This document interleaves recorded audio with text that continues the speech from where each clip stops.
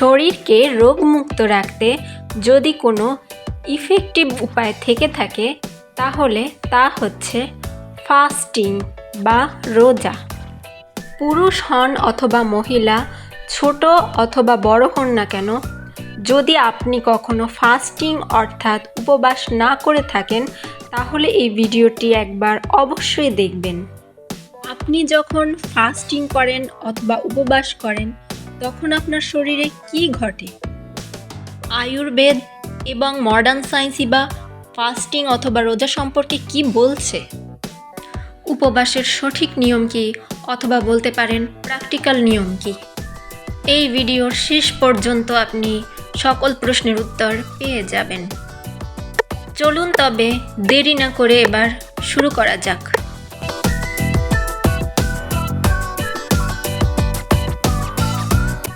Hello friends, welcome to healthy life Bangla channel.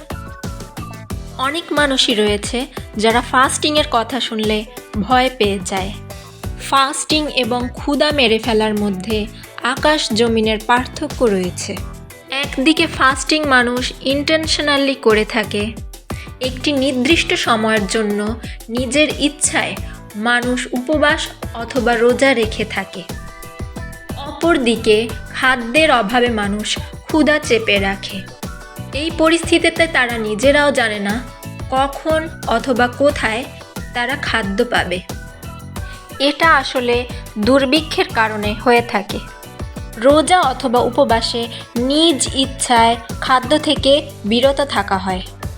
এর পিছনে একটি নির্দিষ্ট উদ্দেশ্য থাকে, যা হচ্ছে শরীরকে ভিতর থেকে হিল করা অথবা রিপেয়ার করা। আর এই চিন্তাভাবনাই শরীরকে ভিতর থেকে হেলদি করে তোলে।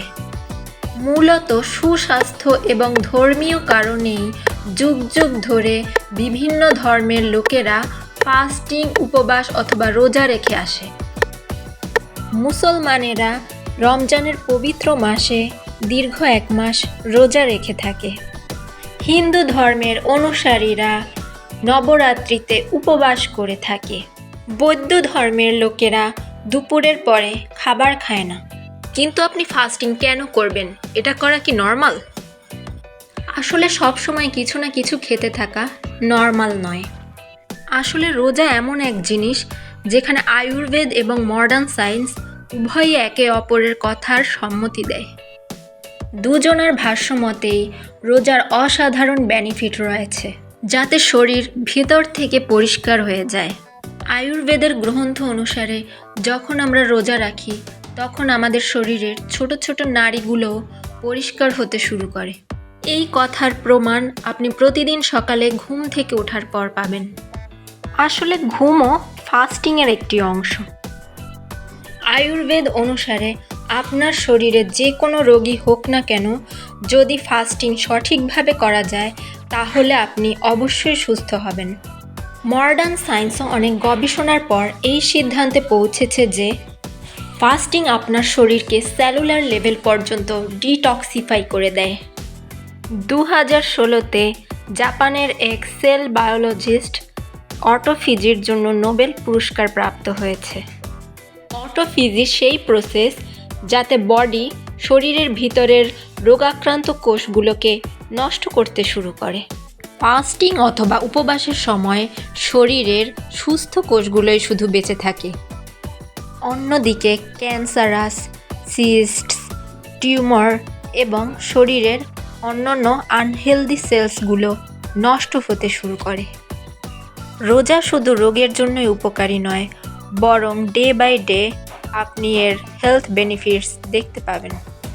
ফাস্টিং বা উপবাসের ফলে শরীরের weight loss, better digestion, healthy and glowing skin, লম্বা এবং ঘন চুল এবং পূর্বের চেয়ে আরও বেটার ব্রেন অর্জন করতে পারবেন। এক কথায় বললে এটি একটি আল্টিমেট ডিটক্স, যেটি আপনার শরীরের জন্য খুবই দরকার। আসলে ফাস্টিং কোনো নতুন কনসেপ্ট নয়, বরং আমরা ভুলে গেছি যে কত গ্রেট লোকেরা ফাস্টিং বা উপবাসকে ইফেক্টিভ মেডিসিন হিসেবে বর্ণনা করেছেন। কিন্তু কথা হচ্ছে, ফাস্টিং বা উপবাস যদি এতই ইফেক্টিভ হয় তাহলে মানুষ এটি করতে ভয় কেন পায়? আর কেনই বা এমন জেনারেল পারসেপশন রয়েছে যে ফাস্টিং করা উচিত নয়? এর কারণ হচ্ছে বড় বড় ফার্মাসিউটিক্যাল কোম্পানি অ্যাডভার্টাইজিংয়ের মাধ্যমে আমাদের ব্রেইন ওয়াশ করেছে। মানুষ ফাস্টিং অথবা উপবাস করলে বিজনেসের জন্য তো খারাপই হলো না, এদের জাঙ্ক ফুড কে খাবে?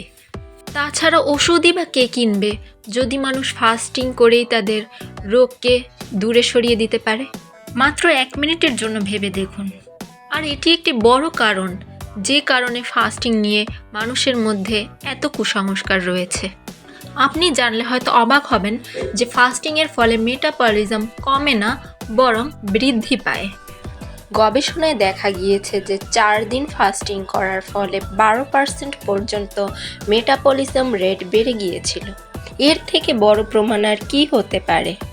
আরেকটি কুসংস্কার আছে যে ফাস্টিংয়ের ফলে বডি মাসলস কমে যাবে। গবেষণায় দেখা গিয়েছে যে বডি মাসলস ততক্ষণ পর্যন্ত রিডিউস হয় না যতক্ষণ পর্যন্ত না বডি ফ্যাট চরম মাত্রায় কমে যায়। ইনফ্যাক্ট রোজা রাখার ফলে হিউম্যান গ্রোথ হরমোন খুবই দ্রুত বৃদ্ধি পায়। একটি গবেষণায় দেখা গিয়েছে যে 3 দিন রোজা রাখার ফলে HGH অর্থাৎ হিউম্যান গ্রোথ হরমোন 300% পর্যন্ত বেড়ে গিয়েছে। বেশি HGH এর অর্থ হলো কম বডি ফ্যাট এবং বেশি মাসেলস। কিন্তু প্রশ্ন হচ্ছে যে ফাস্টিং বা উপবাসের ফলে কি বডির এনার্জি কমে যায় না? অ্যাকচুয়ালি এনার্জি বৃদ্ধি পায়। বরং একটি গবেষণায় দেখা গিয়েছে যে 3.5 দিন ফাস্টিং করার পরও অ্যাথলেটিক্সদের শক্তি স্ট্রেংথে কোনো পরিবর্তন আসেনি। বরং এমন অনেক অ্যাথলেটিক্স আছে যারা সকালবেলা খালি পেটেই ওয়ার্কআউট করতে পছন্দ করে। তাহলে এটা তো বোঝাই গেল যে ফাস্টিং বা উপবাস খুবই উপকারী জিনিস। এখন এটা জানা যাক যে ফাস্টিং বা উপবাসের সঠিক নিয়ম কী। আসলে ফাস্টিং বা উপবাসের বিভিন্ন উপায় আছে, আর আপনি সেটাই বেছে নিন যেটি করতে আপনি কমফোর্টেবল ফিল করেন। সবচেয়ে সহজ উপায় হলো ভাত এবং রুটির বদলে আপনি অন্যান্য গ্রেনস অর্থাৎ বেসন, সাবুদানার মতো গ্রেনসগুলো খেতে পারেন। এটাকে প্রপারলি ফাস্টিং না বলা গেলেও এতে করে আপনার ডাইজেস্টিভ সিস্টেম অনেকটা রেস্ট পাবে। তাছাড়া আপনি সারাদিন একটি সল্টলেস অর্থাৎ লবণ ছাড়া ডায়েটে থাকতে পারেন। এতে করে আপনার বিপি অর্থাৎ হাই ব্লাড প্রেশার এবং হাইপারটেনশনের মতো প্রবলেমগুলোতে অনেক উপকার পাবেন। এরপর আপনি ইচ্ছে করেই আপনার ডিনার স্কিপ করে দিতে পারেন, অথবা সারা দিনে ভাত এবং রুটি অ্যাভয়েড করে ফল, শাকসবজির মতো জিনিসগুলো খেতে পারেন। আপনি চাইলে এর সাথে স্যুপ এবং হার্বাল টি এর মতো হেলদি খাবারগুলো অ্যাড করতে পারেন। তাছাড়া আপনি পুরো দিন শুধু পানি খেয়ে অতিবাহিত করতে পারেন। আর ফাইনালি ড্রাই ফাস্টিং। আপনি যে ধরনের ফাস্টিং বা উপবাসই করুন না কেন, সবচেয়ে বড় কথা হচ্ছে আপনার ফাস্টিং যেন স্ট্রেসফুল না হয়। অর্থাৎ আপনার যেন মনে না হয় যে আপনি নিজেকে নিজে পানিশমেন্ট দিচ্ছেন, বরং আপনি যেন স্যাটিসফাই থাকেন যে আপনি আপনার পাকস্থলী এবং ডাইজেস্টিভ সিস্টেমকে রেস্ট দিচ্ছেন এবং আপনার শরীর ভিতর থেকে রিপেয়ার হচ্ছে। সঠিকভাবে ফাস্টিং করা যেমন জরুরি, একইভাবে সঠিকভাবে ফাস্টিং বা উপবাস ভাঙাও জরুরি। লেবুর শরবত অথবা কোনো ফল খেয়ে আপনি আপনার রোজা ভাঙতে পারেন। এবারে এমন কিছু উপায় বলবো যাতে করে আপনার ফাস্টিং করা আরও সহজ হয়ে যাবে। প্রথমত, যখনই ক্ষুধা লাগবে তখনই হালকা কুসুম গরম পানি খেয়ে নিতে পারেন। দ্বিতীয়ত, ক্ষুধা হচ্ছে সমুদ্রের ঢেউয়ের মতো।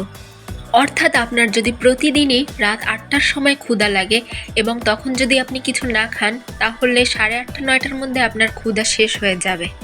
তৃতীয়ত, ফাস্টিংয়ের সাথে খাপ খাইয়ে নিতে নিজের বডিকে 1 মাস সময় দিন। একবারে লম্বা ফাস্টিং না করতে পারলে ছোট ছোট স্টেপ নিন। বন্ধুরা, কখনো কখনো আমাদের হেলথ প্রবলেমের সলিউশন কিছু খেয়ে নয়, বরং খাবার থেকে দূরে থেকেই পাওয়া যায়। ভেবে দেখুন, যদি বছরের 365 দিনই আমাদেরকে অফিসে যেতে হয়, এই অবস্থাই হয় আমাদের পাকস্থলীর যদি আমরা 365 দিনই খেতে থাকি। ফাস্টিং করা খুবই সহজ এবং এর অবর্ণনীয় উপকারিতা রয়েছে। এটা আমি বলছি না, বরং আপনি নিজেই বলবেন ফাস্টিং বা রোজা রাখার পরে।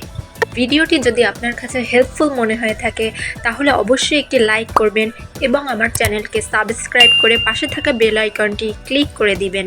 যদি আপনি স্কিনজনিত অথবা চুলের সমস্যায় ভুগছেন অথবা আপনার শরীরে যে কোনো রোগ থাকে, তাহলে আপনি ফাস্টিং অবশ্যই ট্রাই করতে পারেন। চ্যানেলটি সাবস্ক্রাইব করতে ভুলবেন না। Thanks for watching.